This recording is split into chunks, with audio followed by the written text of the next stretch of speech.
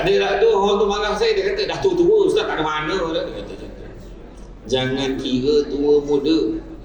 Bulan puasa orang lelaki ni tiang elektrik pakai skirt pun nampak lawa ni, Umi. Jadi jaga-jaga, jangan mengundang.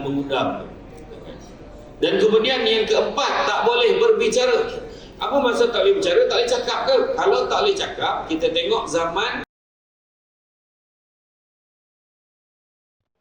Allazi arsala rasulahu bil huda wa dinil haqq liyuzhirahu ala dini kullihi walau karihal kafirun walau karihal musyrikun walau karihal muslimun. Subhanaka la ilma lana illa ma 'allamtana innaka antal alimul hakim. Rabbi shrah li sadri wa yassir li amri wahlul 'uqdatam min lisani yafqahu qawli. Alhamdulillah, syukur kepada Allah SWT, segala puji bagi Allah Tuhan sekalian alam, salam dan salam kepada junjungan besar Nabi Muhammad sallallahu alaihi wasallam. Terima kasih banyak saya ucapkan kepada saudara menteri selaku mengurusi acara. Bahagia Datuk Seri Khalid Muhammad Jiwa, pengasas dan pengurusi bersama Yayasan Nur Jiwa. Yang lain ni saya tak tahu ada ke tak sini. Yang bahagia Datuk Seri Siti Nurhaliza binti Tarudin, pengasas pengurusi bersama Yayasan Nur Jiwa. Bahagia Profesor Emeritus Tan Sri Dr. Sabul Hamid bin Abu Bakar dan Puan Seri, dia belum sampai pun. Pengurusi Lembaga Pemegang Amanah Prihatin, bahagia Datuk Omar Aizuddin Muhammad Ghazali dan Datin Ketua Pegawai Eksekutif Prihatin. Bahagia Datuk Syed Mahadi Syed Hassan, Pegawai Khas Perdana Menteri Dalam Negeri. Yang berusaha Encik Muhammad Anas Zawawi dan isteri Pemegang Amanah Yayasan Nur Jiwa, Tan Sri, Puan Sri, Datuk Sri, Datuk Datin, Tuan-Puan. Lembaga Pemegang Amanah Pengurusan Tertinggi Kaki Tangan Yayasan Nur Jiwa, Yayasan Prihatin Nasional, para pengamal media dan seluruh tetamu, para jemputan yang dihormati sekalian. Syukur sangat-sangat pada petang ini dapat kita bersama-sama berada di dalam majlis ilmu yang mana Nabi sebut barang siapa yang pergi jalan-jalan ke majlis ilmu, saya Allah akan anugerahkan kepadanya jalan-jalan ke syurga. Amin. Jangan lupa hashtag pergi syurga balik hari. Dan hari ini Alhamdulillah, saya biasanya kalau ceramah di hotel, tempat-tempat orang makan ni tercabar sikit. Sebab bila kita ceramah, orang makan.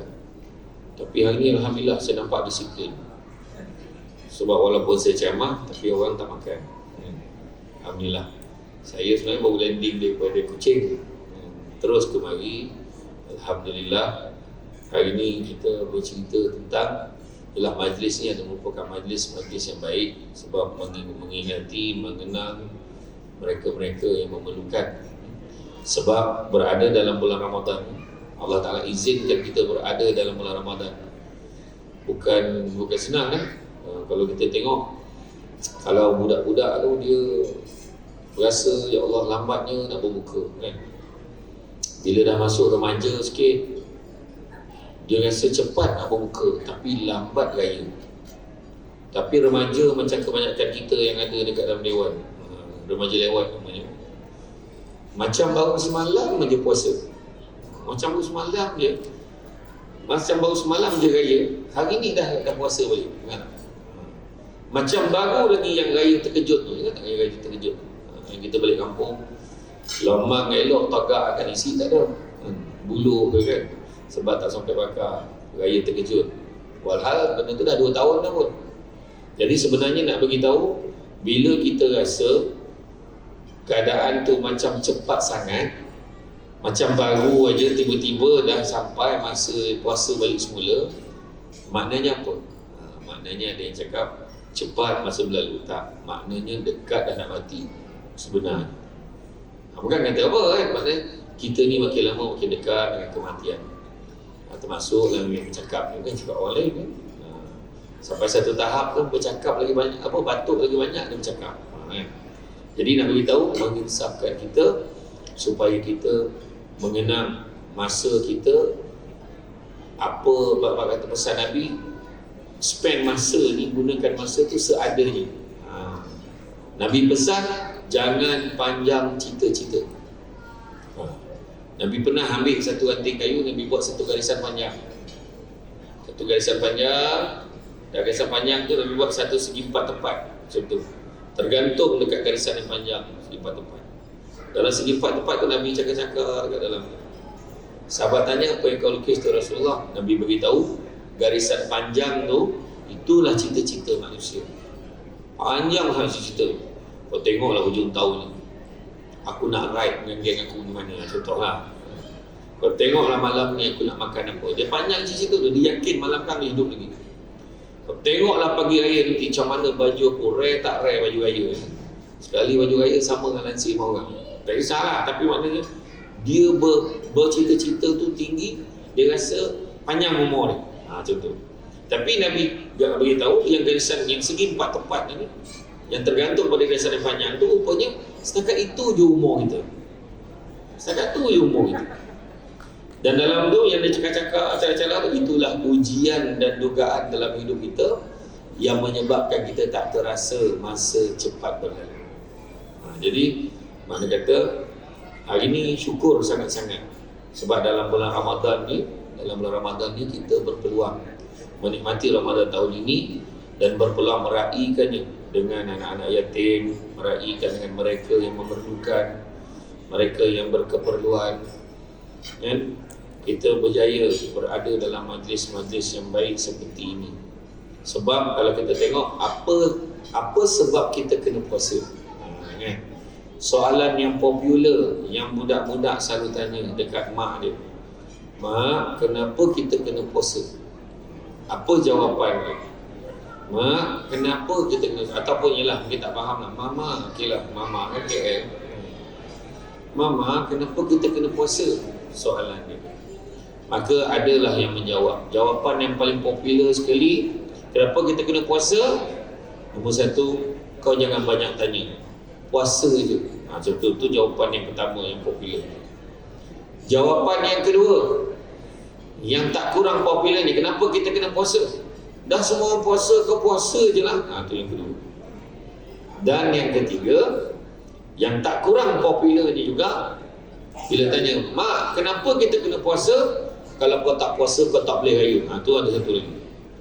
Biasa dengar jawapan tu.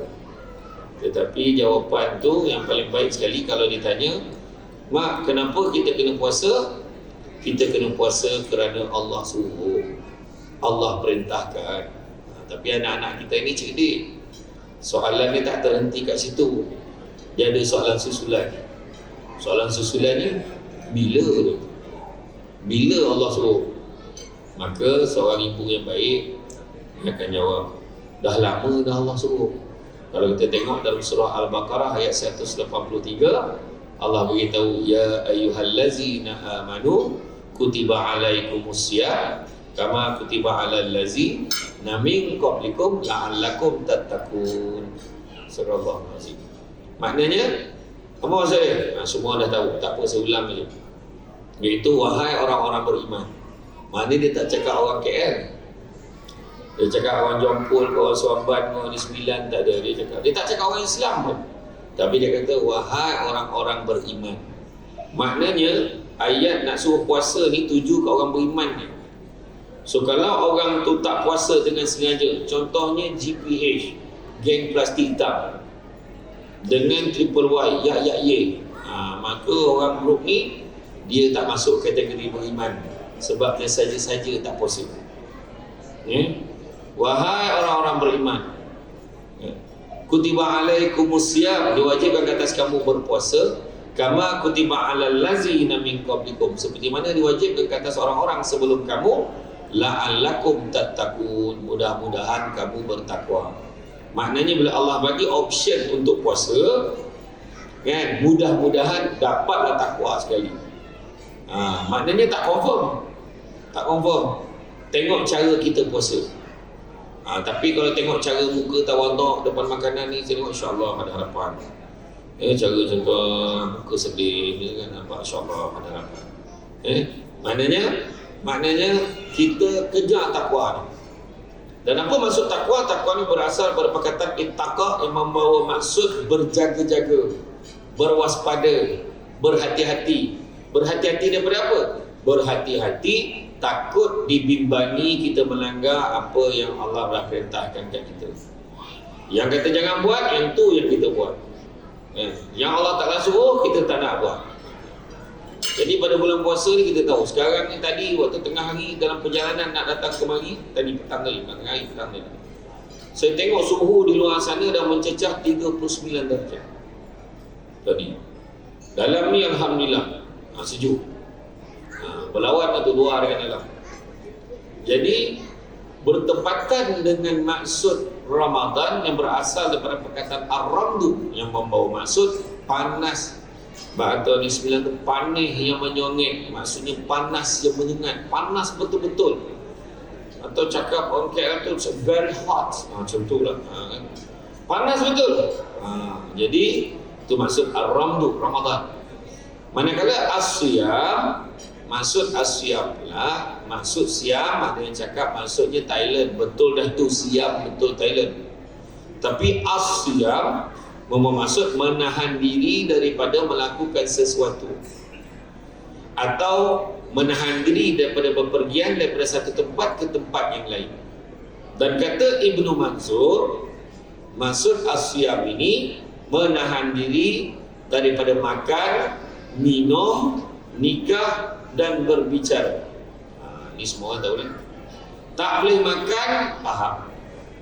Tak boleh minum, faham. Tak boleh nikah. Mana boleh tak nikah bulan puasa? Boleh sangat, langkah penjimatan. Majlis akad nikah akan berlangsung pada waktu zuhur, insya-Allah jimat. Manakala makan beradab akan berlangsung pada waktu sahur, confirm tak ramai. Jadi tapi maksud tak boleh menikah ni, perbuatan orang bernikah tu tak boleh buat pada siang hari bulan Ramadan. Bukan hanya perbuatan orang menikah tu, deposit ni pun tak boleh. Faham tak deposit? Mukadimah menuju ke arah itu. Alah peluk je, takkan tak boleh lelek lah, gitu kan. Alah peluk, cium sikit. Jangan, siang-siang jangan. Kadang orang perempuan kan dah pada panas tu, berkemban tengah hari. Bukan orang sini, orang tempat lain. Berkemban bawah kipas hall utama. Oh, dia panas ni. Suami pada tadi tengok ni. Yang isteri tanya ke suami tu, abang tak panas ke? Aku dah lama panas tengok kau. Itulah gitu. Jadi ada lah tu orang tu marah saya, dia kata dah tua-tua Ustaz, tak ada mana dah. Dia kata macam, jangan kira tua muda. Bulan puasa orang lelaki ni, tiang elektrik pakai skirt pun nampak lawa ni. Jadi jaga-jaga, jangan mengundang. Dan kemudian yang keempat, tak boleh berbicara. Apa maksud tak boleh berbicara? Tak boleh cakap ke? Kalau tak boleh cakap, kita tengok zaman ketika Nabi Isa AS, ibunya Maryam berpuasa macam mana? Ibu kepada Nabi Isa AS berpuasa, dia tidak bercakap langsung. Dia tak bercakap sampai berbuka nanti, memang dia tak bercakap. Dan kalaulah masih hari ni kita puasa macam tu, tak bercakap, maknanya ceramah ni pun tak boleh. Tazkirah ni tak payah, diam, semua diam, tunggu nak makan ni. Tapi maksud tak boleh bercakap tu adalah tidak boleh bercakap perkara-perkara yang tidak baik dan sia-sia. Tak boleh cakap benda yang tak baik dan sia-sia. Kata-kata kesat, double meaning, tak boleh cakap. Jadi tu sebabnya kata dalam satu hadis Nabi sebut, sesiapa yang tidak meninggalkan kata-kata dusta dan amalan yang keji, maka Allah tidak berhajat pada puasa ni. Maknanya itu yang orang tua-tua dulu cakap, macam ni baik kau tak payah puasa, macam tu kan. Bukan kata dia galakkan tak puasa, tapi kalau kita buat benda yang sia-sia, apa yang tinggal? Habis pahala puasa kita. Dan tu sebab kita tengok mengapa kita berpuasa tadi. Saya kata yang pertama tadi, Allah suruh. Kedua, menginsafi nasib orang yang kurang bernasib baik daripada kita. Bukan semua orang berpeluang makan dekat hotel ni, kan? Saya syukur sangat nama saya naik, dapat saya makan kat hotel. Inilah hotel pertama saya makan pada bulan ni. Macam tu kan. Tapi itulah dapat berjumpa dengan ramai sahabat-sahabat ni pun saya seronok lah. Jadi bukan semua orang dapat. Contohnya macam tengok sekarang saudara-saudara kita di Palestin. Macam mana keadaan dia orang sekarang? Kalau kita tengok hari ni di hospital Kamal Adwan tu, dia memberitahu purata setiap hari di hospital di Gaza ni, setiap hari 15 tak kurang 15 orang kanak-kanak akan meninggal dunia sebab tak makan dan dehydrated. Bayangkan. Macam mana tu? Setiap hari 15 tanpa gagal akan meninggal dunia. Dan doktor-doktor tu dah tak tahu nak bagi apa dah dekat kanak-kanak ni. Apa dia bagi? Dia masukkan drip, masukkan larutan garam dan gula untuk anak-anak ni bertahan. Begitu juga 95% penduduk-penduduk di Gaza catu makanan, satu hari makan satu hidangan saja untuk pastikan anak-anak boleh survive makan. Air, bekalan air untuk masyarakat di Palestin, setiap seorang hanya 1.5 liter sahaja sehari untuk makan, minum, mandi dan membersihkan diri. 1.5 liter. Macam mana tu? Mana cukup kan? Macam itulah nak bandingkan dengan kita ni nasib baik. Macam itulah macam saya pergi Kemboja tu. Ni cerita kembali korban pula kat Kemboja. Saya pergi Kemboja dulu. Kita biasanya kita bagi contoh satu kampung 100 ekor lembu. 100 ekor lembu. Dalam 1 ekor lembu tu mungkin dalam 92-93 ekor tu dah sembelih siap-siap hari pertama, hari kedua. Tapi masa hari raya ketiga tu baru kita pergi ke Kemboja, tinggalkan 5-6 ekor syarat aja untuk sembelih untuk rakyat Malaysia yang datang ni. Kita dah raya siap-siap kat Malaysia hari pertama, hari kedua, hari ketiga kita pergi Kemboja. So bila kita sampai ke Kemboja, daging-daging itu dah sembelih itu kita lapah, kita timbang sekilo. Kita pun naiklah motosikal dengan orang Kemboja, budak Kemboja ni bawa lah pergi hantar kat rumah orang yang memerlukan. Sampai dekat rumah orang yang memerlukan, dia punya sedih dan excited ni. Dia peluknya kita. Dia cakap lah dalam bahasa Khmer tu, bahasa Kemboja tu, macam nak bagi tahu terima kasih. Dia peluknya kita, masa tu bau jangan cakap lah, bau daging tu dengan dia lebih kurang. Dia peluknya kita pun bagi daging, kita bagi duit, kita bagi beras. Susah dia orang. Masa kembara korban di Afrika, bayangkan yang nak terima daging korban tu, katalah pagi raya tu kita jadualkan bagi daging korban pukul 10 pagi. Malam tadi pukul 12 malam dia dah beratur nak ambil daging korban tu. Bayangkan di Chad, Mali, Kongo, dekat kawasan kita, kawasan perumahan kita, kalau kita tak pergi ambil pun kadang dia hantar ke rumah. Yang best tu berebut bahagian pun ada. Lepas tu kadang dalam peti air sampai busuk tak bermakan pun ada. Tapi bandingkan dengan orang lain, macam itulah maksudnya. Bayangkan orang Rohingya tu dulu pernah telefon Mufti Arab Saudi. Dia tanya sah tak puasa kami, dengan tahap kami tidak bersahur dan kami tidak berbuka. Sebab puasa dengan tak puasa sama juga dia. Kita hari ni insyaAllah, saya yakin walaupun kita belum buka lagi dom tu, kita yakin sangat ada makanan untuk kita. InsyaAllah ada rezeki. Tapi orang lain belum tahu lagi. Itu sebabnya program hari ini sangat baiklah, menginsafi nasib orang kuat, nasib baik daripada kita. Kemudian apa lagi? Seterusnya adalah untuk mengawal berat badan kita. Itu satu. Sepatutnya puasa menguruskan badan. Saya kata sepatutnya, tapi tak semua berjaya. Sebab ada di kalangan kita kadang-kadang, bukan dalam dewan ni, di luar, bulan puasa dia makan lagi teruk daripada bulan tak puasa. Macam tu. Dia punya balas dendam tu. Bayangkanlah kalau buffet bukan kat sini, tempat lain. Buffet Ramadan ada satu tu dekat Maib Sedap, Maha Buffet. Ambil kau, Maha. Lebih 300 menu. Dekat satu hotel tu kami menghidangkan hidangan 7 buah negara. Apa gila 7 buah negara menghidangkan? Dan kami menjanjikan 33 jenis air. Kalau kita makan 7 negara punya makanan dan habiskan 33 jenis air itu, keluar pada nama kita dia sebut. Macam itulah dia teruk dahsyat jamuan hari ni. Tapi itulah dia. Masalahnya dengan harga kadang 170, 220 kan? Habis seat tu tak cukup tempat duduk tu kan? Maknanya kita ni lebih bernasib baik. Itu saya kata tadi tu maknanya ada rezeki. Dan makanan-makanan yang dihidangkan tu macam-macam. Saya nak tanya satu soalan. Berapa lama masa kita perlukan untuk puasa siang hari?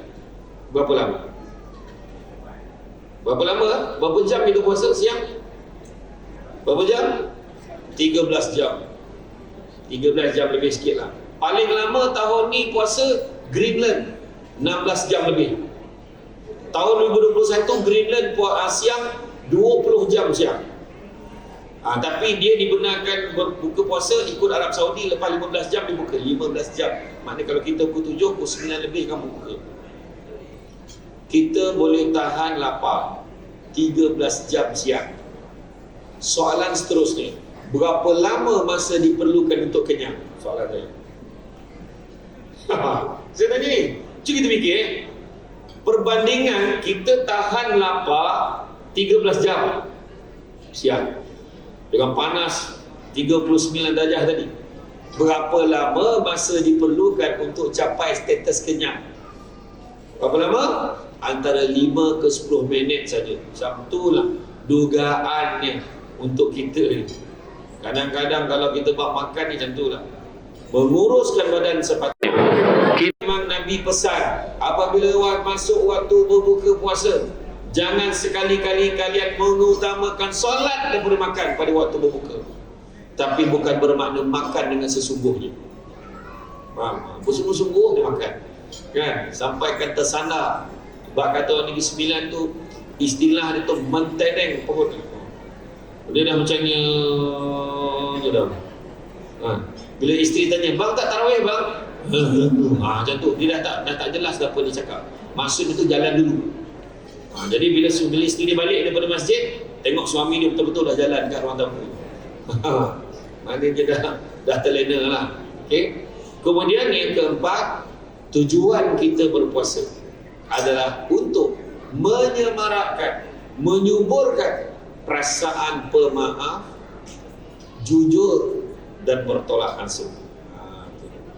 Tengoklah tolak ansur semua tak apalah, saya duduk belakang pun tak apa. Tengok tadi, tak apa, saya duduk sini tak apa. Macam tu kan. Tak apalah makan lah dulu, tak apa. Tak apa. Macam tu, dia semua tolak ansur. Tu yang lambat sampai tu, dekat jalan tu tak apa, jalan dulu. Tak, baru sampai. Kemudian jujur, bulan puasa jujur. Dan begitu juga bulan puasa ni pemaaf, maafkanlah. Dua perkara yang paling berat nak buat tapi mulia di sisi Allah, minta maaf dan memaafkan. Kenapa dia tak boleh nak maafkan? Kadang dia tak boleh maafkan, kenapa? Kenapa dia tak nak minta maaf? Kenapa? Sebab pertama tak nak minta maaf. Aku bapa saudara, dia anak buah, kenapa aku belum minta maaf dengan dia? Tu.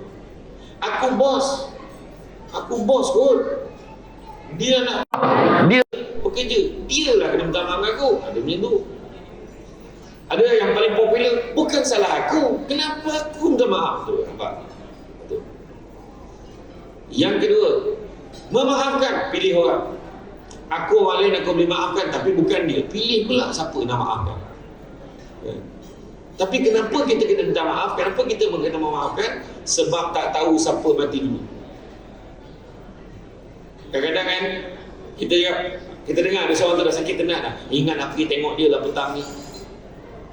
Tapi tiba-tiba petang tu kebetulan pula ada konsert apa entah, nama dia Datuk Siti, macam tu lah lebih kurang. Keluar belakang TV tengah live kan. Kejap lah, abang tak jadi pergi tengok. Nantilah malam kan pergi. Tak sempat malam, meninggal kawan tu.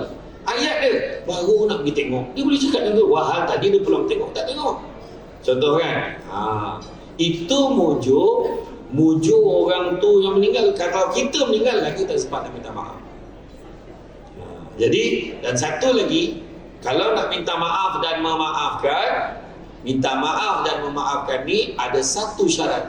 Nak minta maaf, ada satu syarat untuk memaafkan. Syaratnya apa? Syaratnya adalah tidak ada syarat. Itu syaratnya.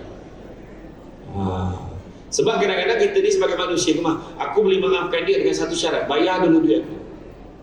Percaya cakap saya, bayar belum tentu baik. Sebab kita kena capai lebih ikhlas daripada itu. Dan begitu juga bulan Ramadan ni, apa yang kena ada 5 sifat kena tanam dalam diri kita pada bulan Ramadan. Yang pertama yang kita kena tanamkan adalah sifat sabar.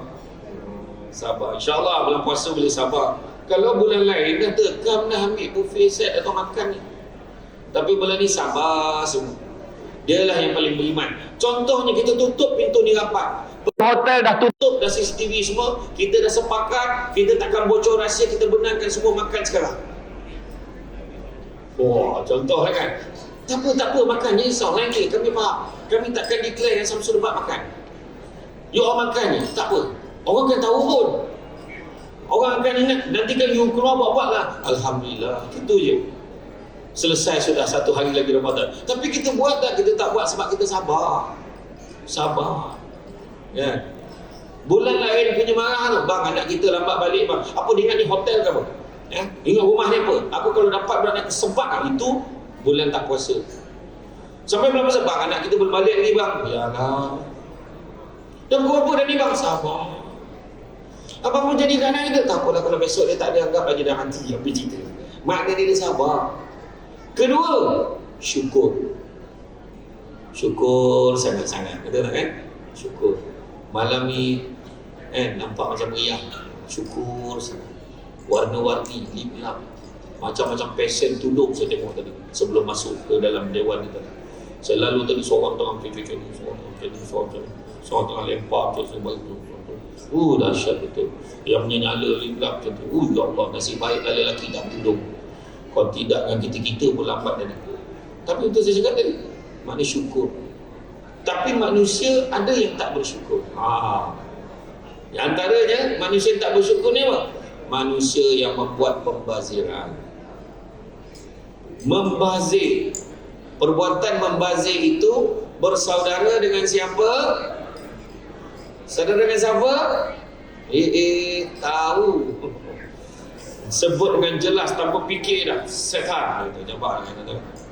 Jadi mana kata, kita lah kalau orang cakap kau ni setan betul lah, kalau cakap kita mesti kecil hati.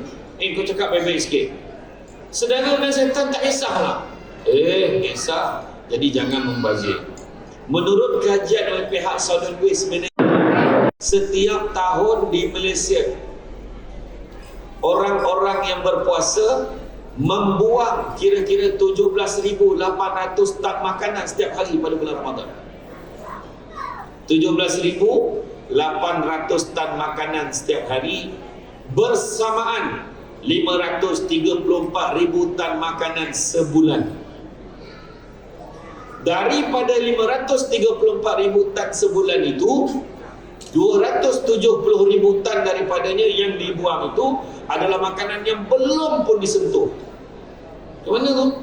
Dengan tahap orang tak ada makanan, 270,000 tan makanan yang belum disentuh boleh dihidangkan, memberi makan sampai kenyang kira-kira 180 juta orang. Maknanya 180 juta lebih ramai daripada jumlah penduduk Malaysia. Macam itulah kalau kita nak baca statistik. Allahu Akbar. Dan insya-Allah itu sebabnya kali ini kita bersyukur, memadai apa yang ada, makan ikut kemampuan kita. Pergi ke bazar Ramadan. Sekarang orang tak panggil bazar Ramadan, orang panggil bazram. Apa aku? Bazram mana ini? Bazram. Bazar Ramadan punya. Pergi ke bazar Ramadan, beli yang kita nak makan ni. Tapi saya adalah sesetengah tempat yang saya tak boleh kawal perasaan saya. Antaranya tempat yang ada ikan patin, saya tak boleh kawal. Itu memang saya makan banyak. Saya makan ikan patin dekat Lipis itu, dekat Patin Siti Mazmi. Lepas tu terus pergi rumah Datuk tu, ambil gambar depan pagar jadilah. Yang itu, tapi makan habis, tak apa. Jangan kita ambil tapi tak habis. Ya? Maknanya syukur. Kenapa manusia tak bersyukur? Ada 3 sebab manusia tak bersyukur. Pertama, sibuk tengok apa yang orang lain ada sampai terlupa apa yang kita ada. Jadi tak syukur. Untunglah dia makan kat hotel, tapi rupanya kita tak makan kat hotel, makan rumah. Ada murtabak, sawan sekeping, roti john, sawan sebatang, char kway teow, segala makanan nama Cina semua ada. Char kway teow, yong tofu, tofu fa, lai chigang, semua ada. Kan? Jadi macam-macam kan? Boleh makan. Tengok apa kita ada. Kedua, manusia tak bersyukur sebab tengok orang yang lebih daripada dia, lupa tengok orang yang lebih susah daripada kita. Itu sebabnya saya daripada belajar kat universiti dulu, masa saya belajar di UiTM, betul? UiTM di hatiku. Masa saya belajar di UiTM peringkat diploma di UiTM di London, Lalu Gajah, Melaka. Kan? Lendu, saya pun diploma public admin. Masa tu saya ingat lagi, masa saya semester 2, yang buat bagi buku puasa, panggil anak yatim. Saya tak boleh tahan tengok anak yatim. Sebab bila tengok anak yatim ni, dia punya happy, dia dapat sampul yang belum dia tunjukkan kawan dia. Dalam tu RM1 dia. Jadi, dia tunjukkan kawan dia. Kita tengok Allah Akbar. Tu kita tengok, bulan puasa dia Datuk kan. Bulan puasa, anak yatim jadual full. Sama dengan Samsul Dapat. Kadang-kadang boleh tak kita nak ajak anak yatim ni buka puasa, kita minta maaf lah, bulan ni agak full lah, nanti booking awal. Macam tu. Tiba-tiba lepas raya, budak tu dah tak yatim lagi. Orang dah tak cari dia lah. Kan? Saya teringat masa hari raya, sambutan hari raya, dia juga lah panggil anak yatim. Kecil-kecil anak yatim tu, dekat satu bank yang dekat KL ni, yang background warna merah. Saya tak nak sebut nama dia sebab dia tak taja ceramah kita tentang dia. Majlis buka puasa tu, budak-budak tu umur 4 tahun, 5 tahun, budak perempuan, budak lelaki. Lepas tu, tengah pengurusi bank tu berucap, saya pergi kat budak-budak tu, jom kita ambil gambar. Budak tu boleh tanya, "Acik," dia tanya, "karipap tak ada?" Dia tanya. Semua kuih dekat KL ni, muffin lah, apa benda lah, makanan-makanan KL, apa tu, macaroni lah, apa yang ada hidang masa tu. Tak ada ke karipap? Tak ada dek, ni je yang ada. Lepas ni seorang lagi, "Bila nak makan ni? Cakap gitu. Dia marah, orang tu berucap nama. Saya pun bagilah signal kat pengurus bank tu. Dia bercakap, "Oh, nampaknya Samsul Dapat tak sabar nak ceramah, dah aku pula kena." Dia kata kan, tak, budak ni dah lapar. Kan? Tu saya kata, tengok anak yatim, kita akan rasa tersentuh hati. Tengok orang yang lagi susah daripada kita. Macam saya selalu bagi analogi lah, kita naik flight, pergi ke Kota Baru, 1 jam dah sampai. Dalam bas tu, dalam flight tu, ada bang, ya Allah, geram betul. Saya pun cakap, "Bang, kalau nak besar kapal terbang ni, kau buang semua tempat duduk ni, kau duduk seorang-seorang. Besar kapal terbang. Syukurlah naik flight, sebab cepat sampai. Cuba tengok orang yang naik bas pergi Kelantan, 7-8 jam. Tergantuk-gantuk kepala kat ini bas. Belum. Boleh bunyi. Tapi orang yang naik bas, syukurlah naik bas sebab boleh tidur. Orang yang naik kereta tak boleh tidur. Tak percaya, tanyalah yang memandu. Jangan tanya orang perempuan kat sebelah. Jangan sabar, saya temankan abang, baru selekor pertama, penat, dia paling penat sekali. Betul. Tapi orang naik kereta, syukurlah naik kereta sebab dapat berteduh daripada hujan dan panas. Orang tu naik motosikal, balik kampung berjam-jam, berhenti dekat hentian Sungai Perak tu, saya tengok balik bila dekat RMA, bukannya sakit pinggang dah tak ada. Ya Allah, kesian betul. Orang yang naik motor syukur sebab orang tu naik basikal. Orang naik basikal, syukurlah naik basikal sebab teruk-teruk naik basikal, belum pernah lagi roadblock polis tahan. Pernah tak? Berhenti, mana ada saya basikal? Banyak ni. Silat-silat naik basikal tu sound polis tu. Ring, tu tak nak tahan. Macam jalan. Orang naik basikal, syukur masih boleh naik basikal. Orang tu jalan kaki. Orang jalan kaki, syukur masih boleh berjalan. Orang tu dah terbaring. Orang yang terbaring tu, yang makan bersuap tu, syukur sebab masih hidup. Orang tu dah mati. Orang yang dah mati tu, tak ada syukur dekat, dah habis. Syukurlah dah mati kan, tak ada, dah habis. Maknanya kita ingat kepada mati.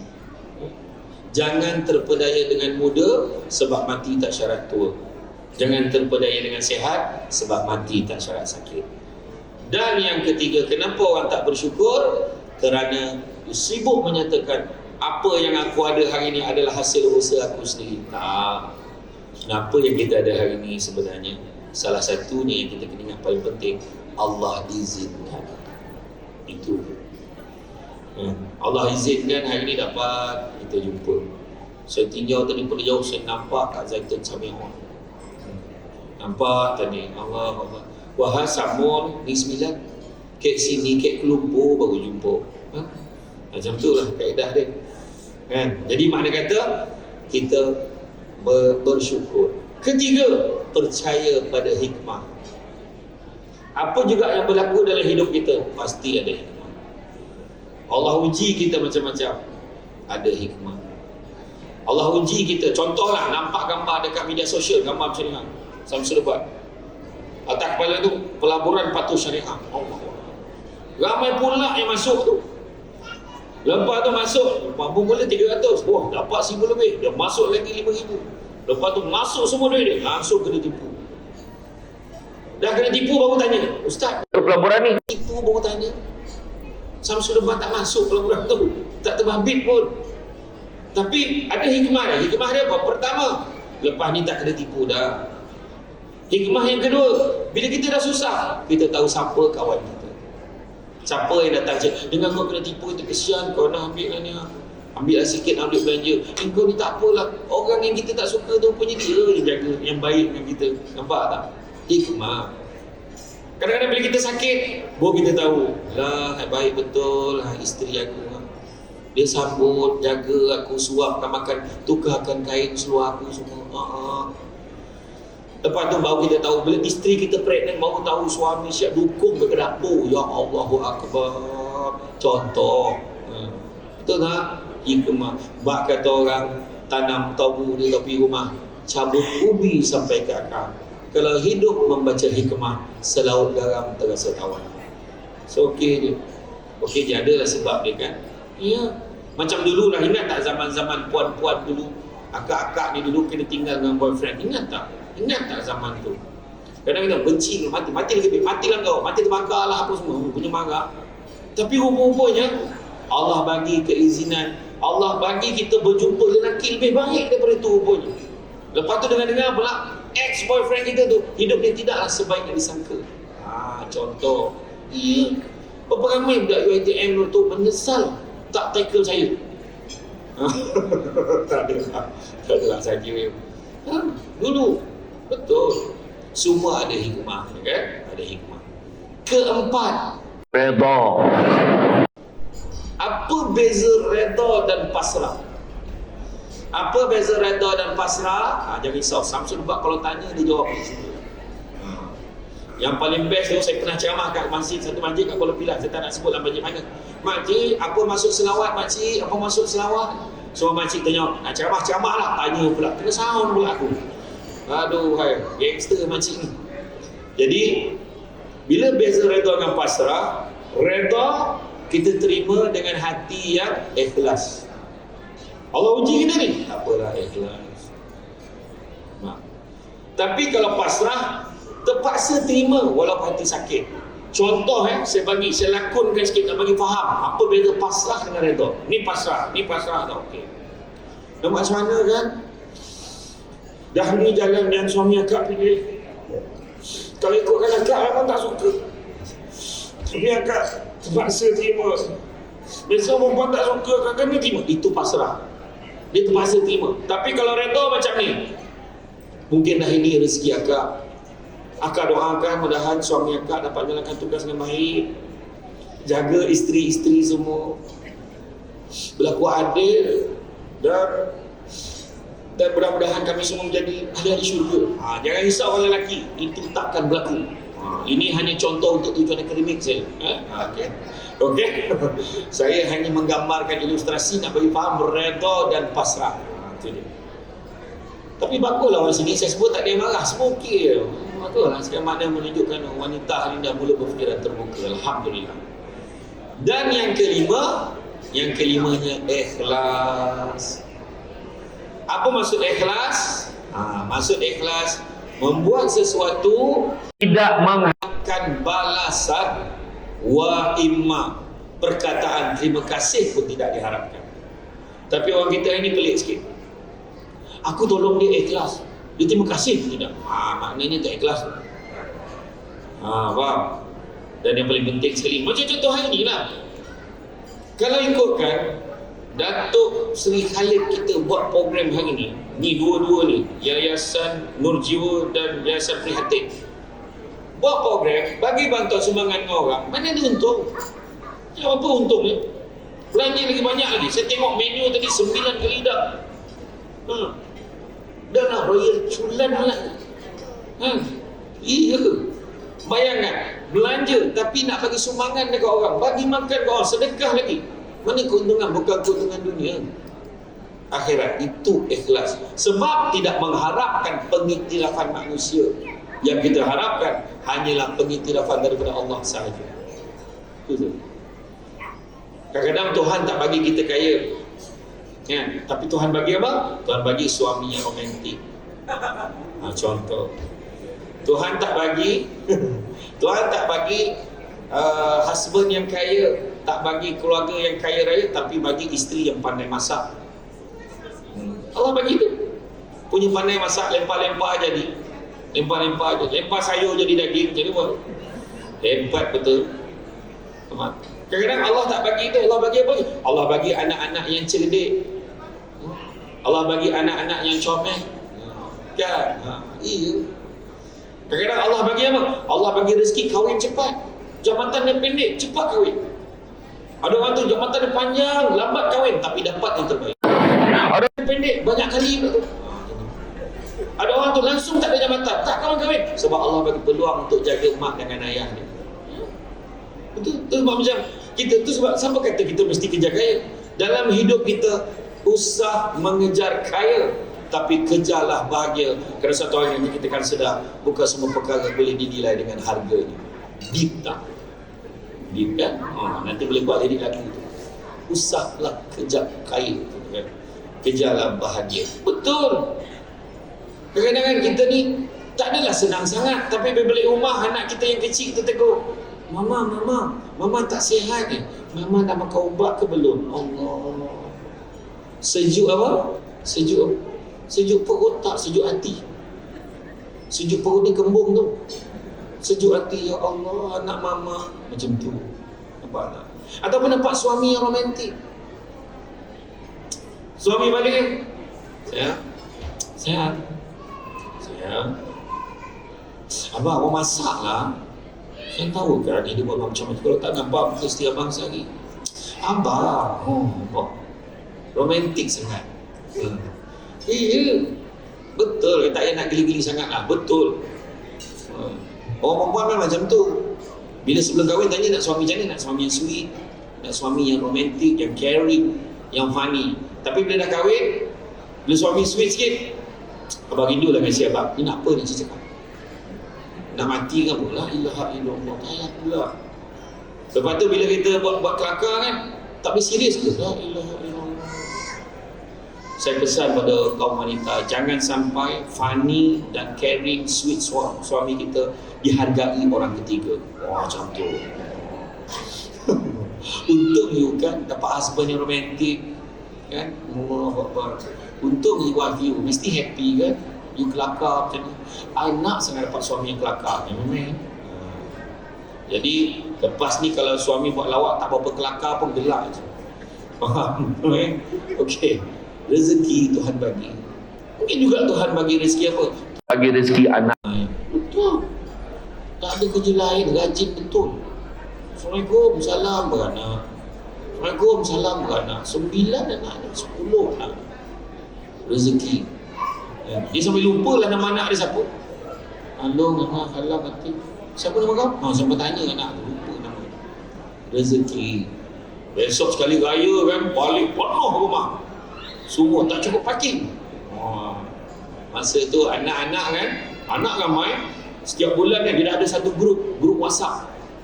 Mak dia mesej dalam grup WhatsApp tu. Assalamualaikum warahmatullahi wabarakatuh. Ni mak nak beritahu kat semua. Ni dah masuk 26 hari bulan.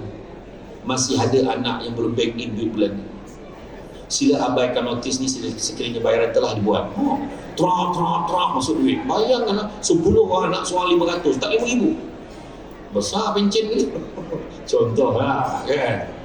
Itu sebabnya jangan nak plan-plan. Kadang-kadang ada orang perempuan tiga je.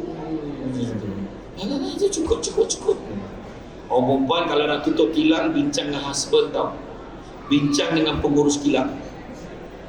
Sebab pengurus kilang kalau jumpa tapak baru jangan main-main tu. Cawangan baru dibuka. Launching dekat hotel tu. Jangan main. Ini contoh. Ada orang cakap apa? Ubat kuat banyak jual.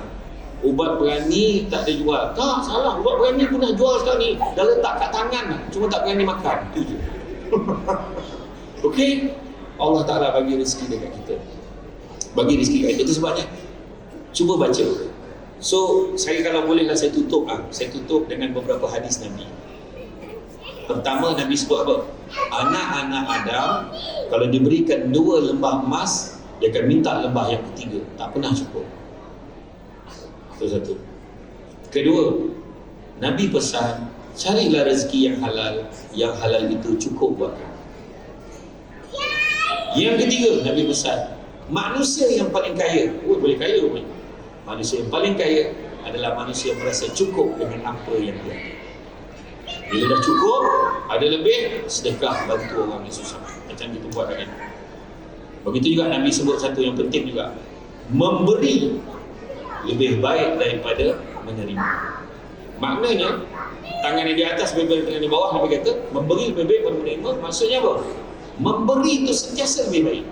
Bukan hanya cerita bab sedekah dalam perhubungan suami isteri. Memberi. Tapi ramai di kalangan kita ini, aku kahwin dengan dia, apa benda pun aku tak dapat. Jangan. Sebenarnya memberi itu, jangan kita risau, Tuhan akan bagi balik kat kita. Itu yang kita kena fikir. Dan begitu juga, satu pesan saya nak beritahu. Nabi juga beritahu, jangan kamu pandang kecilnya nikmat itu, tapi pandanglah siapa yang memberikan nikmat itu. Jadi, tuan-tuan dan puan-puan sekalian, hidup kita ni adalah antara B dan D. Hidup kita ni antara huruf B dan D. Antara birth and death. Antara birth and death ni ada satu huruf kat tengah-tengah, iaitu C. Kita ada choice. Hidup dia macam mana kita nak jalani. Jalani nak hidup kita dengan cara sihat dan yang terbaik. Mudah-mudahan Allah memberkati kehidupan kita. Terima kasih banyak saya ucapkan sekali lagi. Bak kata orang, makan sirih berpinang tidak, pinang ada di Kota Melaka. Makan sirih mengenyang tidak, tagah dek budi dengan bahasa. So ucap terima kasih banyaklah kerana sudi mengundang saya pada hari ini. Dan begitu juga bak kata orang, sepandai-pandai tupai melompat akhirnya jatuh ke tanah jua. Walaupun perkongsian sudah tamat, mudah-mudahan meresap ke dalam jiwa. Cantik dipandang rumah penghulu, kayu terukir dari papan. Alang-alang menuntut ilmu, subuti pasir kembangkanlah menjadi hutan. Tenang-tenang air di laut, sampan kulit mereka tanjung, hati terkenang mula menyebut, jasa baik pihak penganjur hari ini menjemput, rasa nak junjung. Itu saja daripada saya. Semua baik itu datang dari Allah SWT. Kurang itu bercekeleman saya sebagai manusia biasa. Pokok sekayu daun selasih. Thank you, terima kasih. Assalamualaikum warahmatullahi wabarakatuh. Waalaikumsalam, terima kasih Saudara Samsul.